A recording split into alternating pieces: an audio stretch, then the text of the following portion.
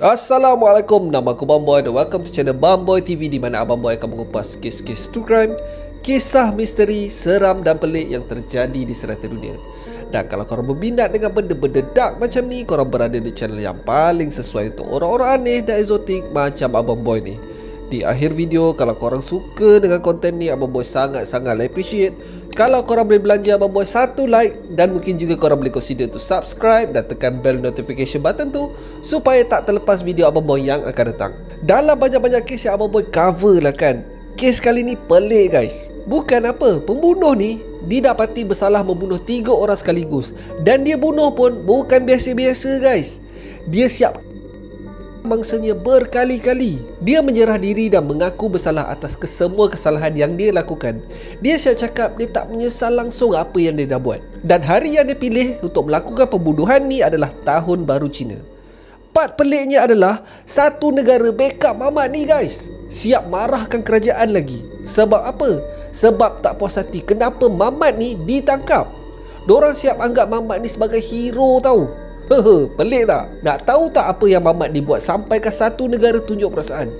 Okey, korang sediakan popcorn, bancuh hai siap-siap. Kita roll the intro dulu.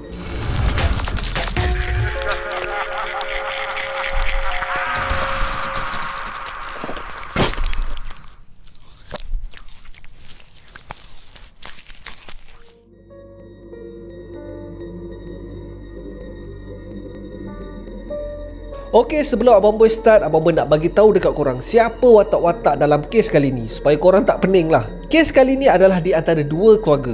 Satu keluarga Zhang. Dalam keluarga Zhang ni ada Mr. Zhang, Mrs. Zhang, Zhang Koko dan kakaknya. Yang kedua adalah keluarga Wang, iaitu Mr. Wang, Mrs. Wang dan 3 orang anak lelaki mereka. Okey, Wang dan Zhang. Jangan confuse tau. Semua ni terjadi pada tahun 1996 di kampung Wangping di daerah Shanxi, China. Tinggallah seorang remaja yang berumur 13 tahun yang bernama Zhang Koko. Dia tinggal bersama ayah, ibunya dan seorang kakak. Keluarga Zhang ni tinggal bersebelahan dengan keluarga Wang. Mereka memang hidup aman damai lah. Yang si Zhang ni kawan baik pula dengan anak jirannya. Memang kamcing habislah kedua-dua family ni.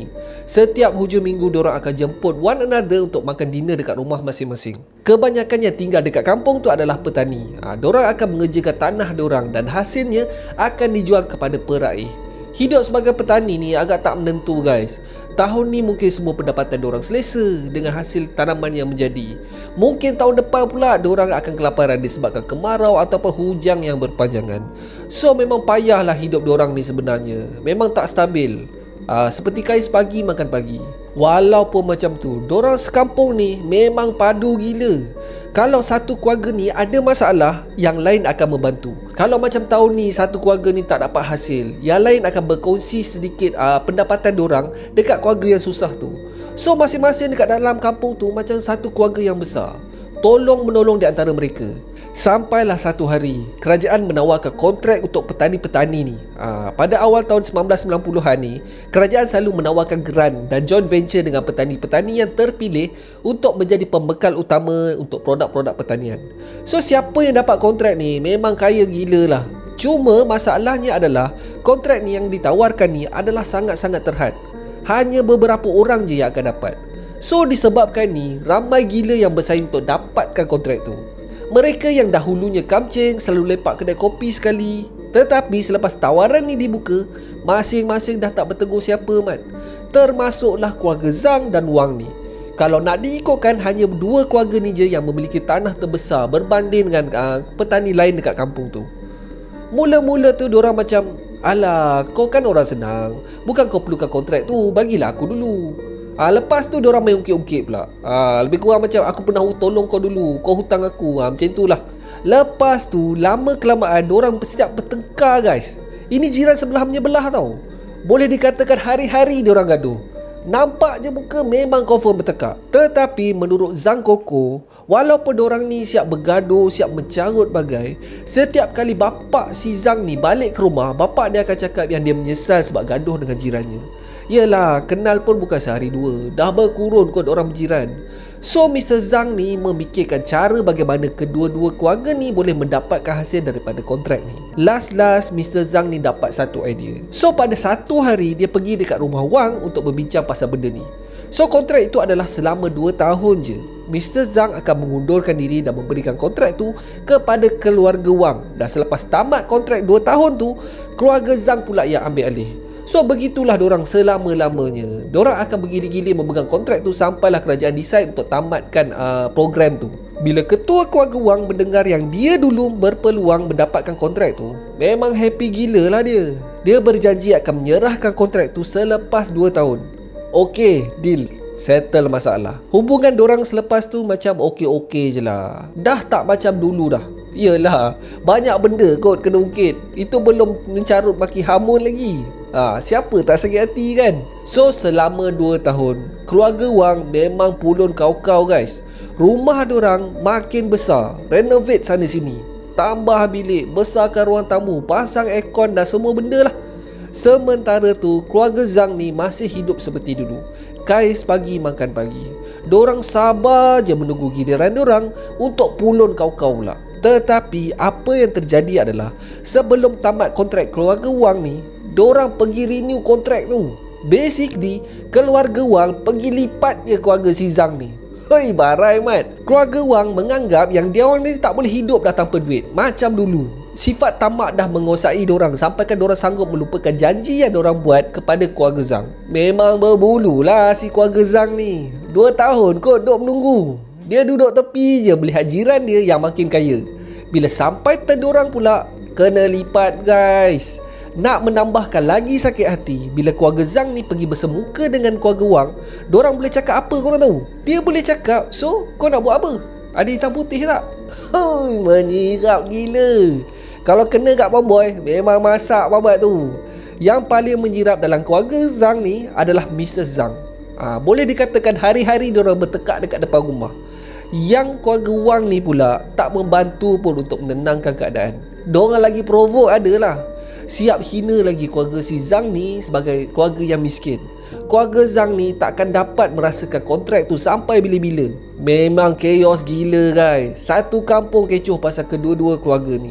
Setiap kali dorang ni bergaduh, penduduk kampung akan berkerumun dekat depan rumah Zhang dan Wang ni. Dah macam tengok bola guys. Pergaduhan di antara kedua keluarga ni punyalah chaos sampaikan ketua kampung pun masuk campur tangan untuk menenangkan kedua-dua belah pihak. Si Zhang ni pun mengadulah dekat ketua kampung mengatakan yang si Wang ni telah berjanji untuk menyerahkan kontrak tu kepada Zhang. Basically, dia merayu dengan mengatakan yang keadaan keluarga dia memang tengah daif ni. Nak makan pun kadang-kadang miss. Keluarga Zhang memang sangat-sangat memerlukan kontrak tu untuk meneruskan hidup dorang. Ingatkan ketua kampung bersimpatilah dekat keluarga si Zhang ni. Rupanya, ketua kampung pun dah dibayar oleh keluarga Wang untuk menutup mulut Zhang. Ditambah pula yang anak sulung Mr. Wang ni telah mendapat kerja sebagai presiden untuk jabatan kerajaan yang bertanggungjawab dalam pemberian kontrak kerajaan tu. Kabel besar guys. Ketua kampung menyuruh si Zhang ni untuk melepaskan kontrak tu dan menerima apa saja keputusan kerajaan. Seperti luka dicurah dengan air garam. Pedih mat. Keluarga Zhang dah tak boleh buat apa-apa dah. Tak ada siapa pun yang dapat membela nasib diorang ni. So fast forward pada 27 Ogos 1996, Mrs. Zhang membawa Coco dan kakaknya ke sungai untuk membasuh baju. Pada masa ni Coco berumur 13 tahun tau. Bila dah selesai basuh baju, diorang pun baliklah ke rumah. Dan untuk balik ke rumah Zhang ni, diorang kena lalui rumah Wang dulu. Kan diorang ni berjiran. So pada masa tu, salah seorang daripada anak Wang yang berumur 20 tahun tengah mencangkung dekat depan rumah. Menurut satu sumber mengatakan yang si ibu ni telah meludah di depan mamat tu. Tak tahulah sama ada perbuatan tu disengajakan ataupun tidak. Tak pasal-pasal budak lelaki ni terus memaki Mrs. Zhang dengan perkataan yang kesat. Pada masa ni, Mrs. Zhang memang dah nak masuk rumah dah. Bila mendengar kata budak lelaki tu, Mrs. Zhang terus berpatah balik dan bertanyakan, kau cakap apa tadi? Kemudian terus meludah dekat muka budak tu. Terkenalah pada dadanya. Budak tu terus menampar Mrs. Zhang selamba badak je. Lepas daripada ni, memang chaos mat. Bergasak diorang berdua. Sebelum ni hanya bertikam lidah je, tetapi kali ni diorang bertinju mat. Kakak kepada Koko terus berlari ke dalam rumah untuk memanggil ayahnya. Dan kesemua ahli keluarga Wang mendengar apa yang berlaku dekat depan rumah. Mereka pun bergegas mendapatkan anak mereka. Mula-mula kedua-dua keluarga ni cuba untuk meleraikan pergaduhan ni. Tetapi biasalah, dalam meleraikan tu, mulut masing-masing pun macam lokang kan. Last semua bergaduh. Termasuklah Koko pun sekali join. Tengah-tengah dalam chaos tu, Mrs. Zhang ni sempat mencapai satu batang besi dan menghayun ke arah anak kepada Mr. Wang ni dengan niat untuk mempertahankan diri. Yelah, sebab yang paling teruk kena adalah Mrs. Zhang tau. Perempuan petengah umur bertinju pula dengan budak yang berumur 20 tahun. Memang kena rambel lah cerita dia. Entah macam mana hayunan tu terkena dekat kepala anak Mr. Wang ni sebanyak 2 kali. Disebabkan ini, anak kedua kepada Mr. Wang telah menghayun kayu baseball ke arah kepala Mrs. Zhang. Krak! Kedengaran tengah-tengah bergaduh tu. Tak pasal-pasal, Mrs. Zhang terus rebah. Darah mencurah-curah keluar daripada hidung dan mulut. Semuanya berhenti. Keluarga Zhang terus mendapatkan Mrs. Zhang, tetapi dia tak memberi respon apa-apa. Keluarga Wang yang pada masa ni kaku tak buat apa-apa. Menyedari si ibu dah memang tak sedarkan diri, Mr. Zhang menyuruhkan ahli keluarga Wang untuk menghubungi ambulans. Korang nak tahu tak apa yang diorang buat? Nope, bukan masalah kami. Macam tu je guys. So korang kena faham situasi rakyat pada masa tu. Memang payahlah untuk rakyat biasa untuk memiliki sebiji kereta. Dan ini adalah perkampungan yang kecil tau. Satu-satunya kereta yang ada adalah milik ketua kampung. Hospital pun memang jauh gila lah. Memang akan makan masa sejam untuk sampai. Itu pun bukan hospital besar tau. Dia macam lebih kurang klinik kesihatan je. Dalam keadaan panik tu, Mr. Zhang tanpa membuang masa terus berlari untuk mendapatkan bantuan Tok Ketua untuk membawa isterinya ke hospital. Dalam keadaan panik tu, Mr. Zhang tanpa membuang masa terus berlari untuk mendapatkan bantuan Tok Ketua untuk membawa isterinya ke hospital. Setelah Tok Ketua sampai, lagi sekali keluarga si Wang ni buat hal. Dia mendesak Tok Ketua untuk bawa anak dia pergi ke hospital dan membiarkan wanita yang dah tak bergerak tu. Diorang cakap anak dia pun cedera disebabkan Mrs. Zhang. Last Tok Ketua ambil keputusan untuk membawa Mrs. Zhang dan tak mengendahkan keluarga Wang yang dah macam Karen sangat-sangat dah. Sampai-sampai je dekat hospital, para penyelamat cuba untuk menstabilkan keadaan Mrs. Wang. Akan tetapi beliau telah diisytiharkan mati pada pukul 10 malam tu akibat pendarahan dan kecederaan teruk di kepala. Ni level klinik kesihatan kampung tau. Sepatutnya kes-kes macam ni perlu dibuat bedah siasat. Akan tetapi disebabkan tak ada peralatan yang sesuai, mereka terpaksa melepaskan mayat Mrs. Zhang kepada ahli keluarganya kembali. Memang depres gila mat. Mrs. Zhang lah yang selama hari ni menjadi center untuk keluarga ni. Dan setelah Mrs. Zhang ni dah tak ada, masing-masing ahli keluarga lain dah macam hilang arah dah. Mereka pun ikutlah Tok Ketua untuk balik semula ke kampung mereka. Di depan rumah keluarga Wang, Mr. Zhang memapah mayat isterinya dan mendesak untuk ahli keluarga Wang ni supaya bertanggungjawab atas apa yang berlaku. Tengah-tengah malam tu, berkerumun orang sekeliling. Siap polis pun sampai untuk meredakan keadaan. Satu laporan polis telah dibuat. Polis mengarahkan ujian bedah siasat dilakukan. Macam Abang Boy cakap tadi, ini perkampungan kecil tau. Klinik pun tak ada. Tak ada tempat yang sesuai untuk membuat bedah siasat tu. So disebabkan ini, bedah siasat tu dilakukan depan rumah Mr. Wang. Dekat depan public guys. Depan semua orang kampung, termasuklah Koko. Tak tahulah sama ada korang familiar atau tidak dengan bedah siasat ni. Memang trauma mat. Kita yang dah tua ni pun tutup mata sebab seram. Cuba korang bayangkan benda ni semua berlaku di depan budak yang berumur 13 tahun.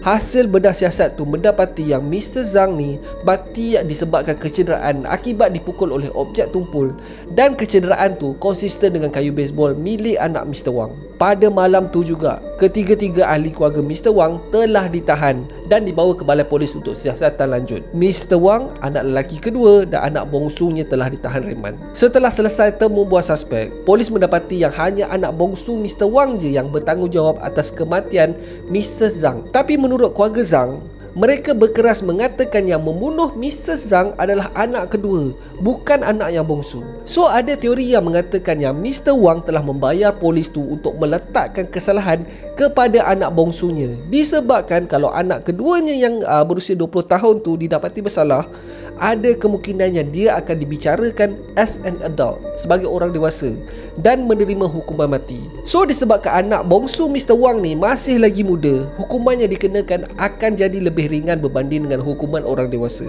Dalam pembicaraan, anak bongsu Mr. Wang ni hanya dijatuhkan hukuman 7 tahun penjara sahaja. Hakim mendapati yang Mr. Zhang ni yang memulakan pergaduhan tu. Tuduhan yang dikenakan ke atas anak bongsu Mr. Wang pula bukan membunuh tau. Dia hanya disabitkan kesalahan menyebabkan kecederaan sahaja. Hei, memang gila guys. Keluarga Zhang juga meminta pampasan daripada keluarga Wang. Diorang meminta sedikit wang untuk semadikan mayat. Pampasan atas segala-galanya lah.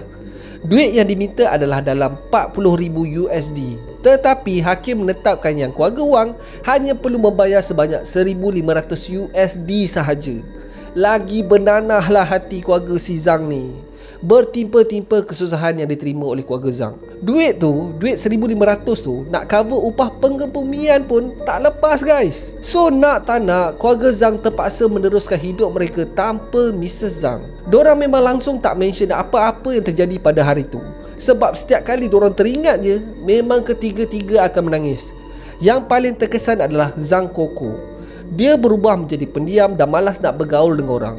Dan selepas beberapa tahun dalam sekolah menengah, dia berhenti sekolah untuk menolong ayahnya menampung keluarga mereka. Start umurnya masuk 18, Mr. Zhang ni merayu kepada anaknya Koko untuk menyertai askar sebab ayahnya risau melihat keadaan Koko yang tak ada hala tuju. Mungkin dengan menyertai askar ni, Koko berupaya untuk mendapatkan pengalaman dan skill untuk mencari pekerjaan yang stabil selepas tamat perkhidmatan. Dia tamat perkhidmatannya pada umur 20 tahun. Dan keputusan dekat dalam askar ni memang sangat-sangat cemerlang guys. Dia kembali ke kampung halamannya. Dan untuk seketika, dia menyimpan impian untuk berjaya dalam hidup. Dia cuba untuk mencari pekerjaan, tetapi tak ada satu pun yang kekal. Disebabkan dia tak habiskan zaman persekolahannya. So memang payahlah dia nak mendapatkan pekerjaan yang stabil. Sedar tak sedar, umur Koko dah pun mencecah 30 tahun. Dan kebanyakan rakan-rakan sebayanya telah pun berkahwin dan memiliki kerjaya yang stabil. Tetapi Koko masih tak mempunyai apa-apa guys. Dia masih ditakut lama. Dia melihat pula jiran sebelah rumahnya. Kesemua anak-anak Mr. Wang ni telah pun berhijrah ke kota besar dan mempunyai kerjaya yang stabil. Anak pertama Mr. Wang adalah seorang pegawai berjawatan tinggi dalam kerajaan. Dan Mr. Wang dan isterinya hidup dalam kemewahan. Dia teringat balik tragedi yang melanda keluarganya dan benda ni membuatkan dia jadi lebih depres. Dia berpindah daripada bandar ke bandar untuk mencari kerja yang stabil. Dan pada masa yang sama, Mr. Wang menyalurkan setiap wang dan tenaganya untuk renovate rumah. Sebelum ni rumah mereka hanya satu tingkat je. Mr. Zhang telah menambah satu lagi tingkat khas untuk anak teruna kesayangannya. Di China, untuk seorang lelaki mendapatkan isteri, dia kena stabil dan memiliki rumahnya sendiri. Lagi besar rumah, lagi besarlah peluang dia untuk mendapatkan calon isteri. So itulah niat Mr. Zhang sebenarnya. Niatnya adalah untuk membina Koko ni satu rumah untuk keluarga barunya di tingkat atas. Kakak kepada Koko telah pun berkahwin dan berpindah di kota besar. Tibalah pada Disember 2017, Mr. Zhang mendapat berita yang Koko nak balik ke kampung untuk bertemu dengan ayahnya. Ini dah nak dekat Chinese New Year dah tau pada masa ni. Memang happy lah orang tua tu yang anak teruna kesayangannya akan balik.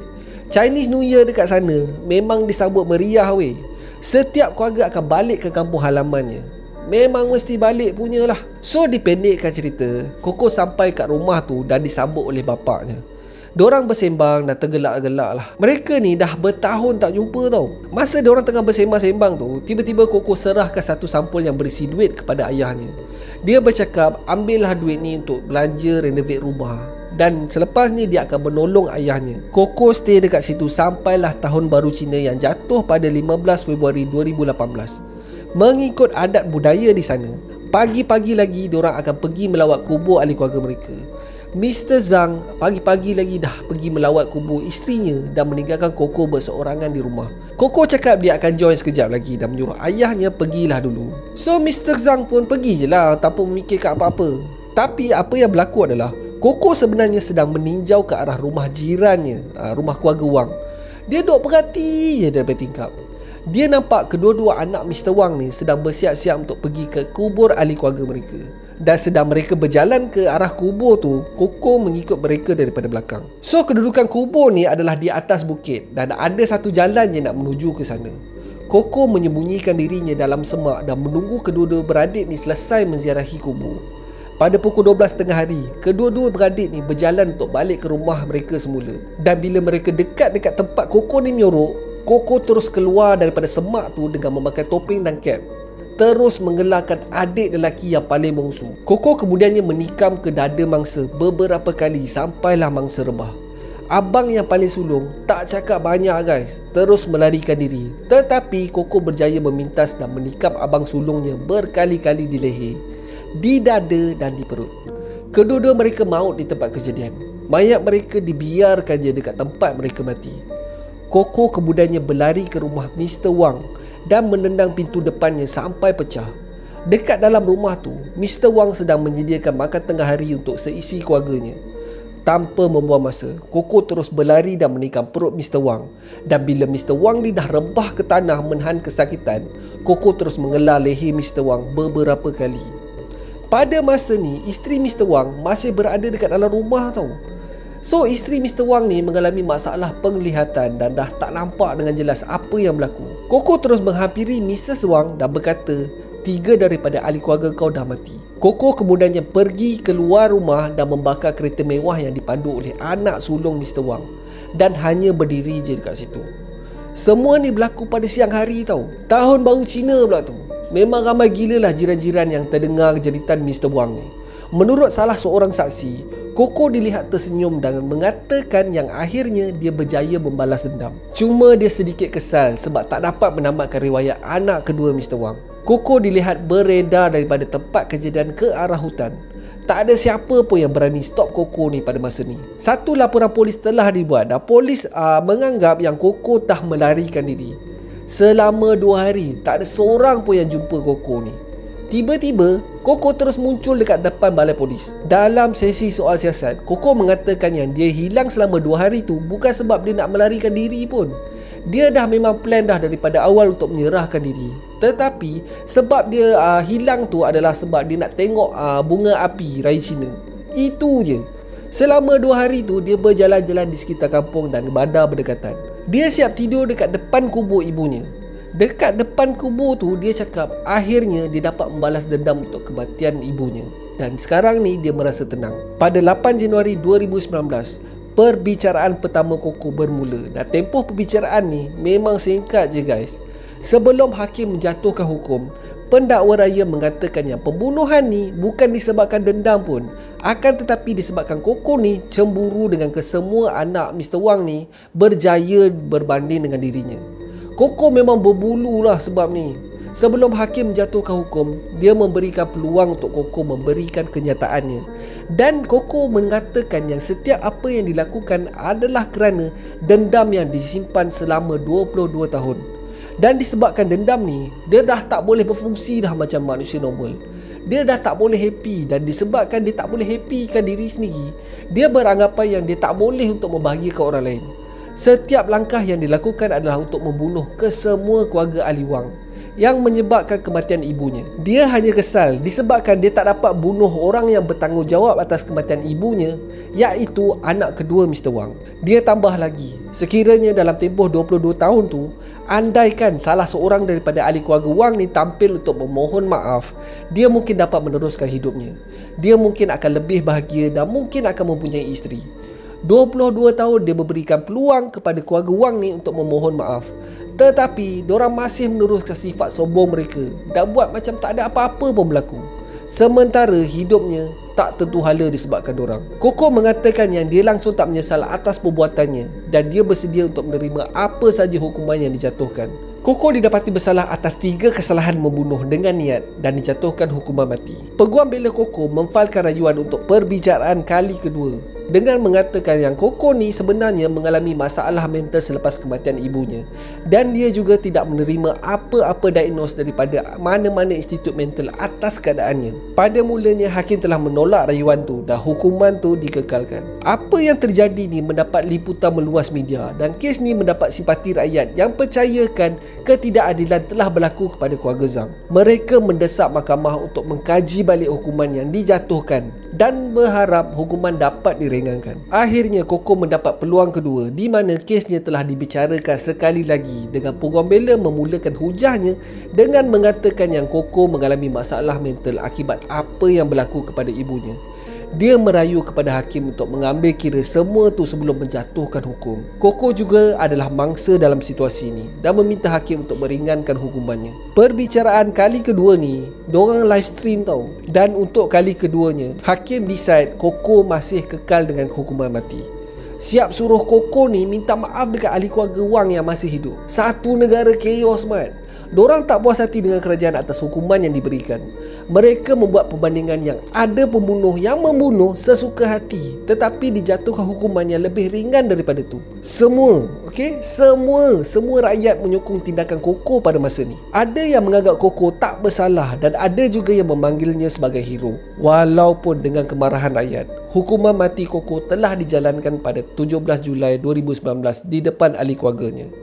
Ayat terakhirnya adalah "That is okay." So that's it for today guys. Terima kasih sebab tengok video Abang Boy sampai habis. Kalau korang suka dengan video ni, Abang Boy sangat-sangat appreciate kalau korang boleh belanja Abang Boy satu like. Dan mungkin juga korang boleh consider untuk subscribe dan tekan bell icon tu supaya tak terlepas video Abang Boy yang akan datang. So akhir kata, jangan nakal-nakal, be awesome, stay creepy. Assalamualaikum.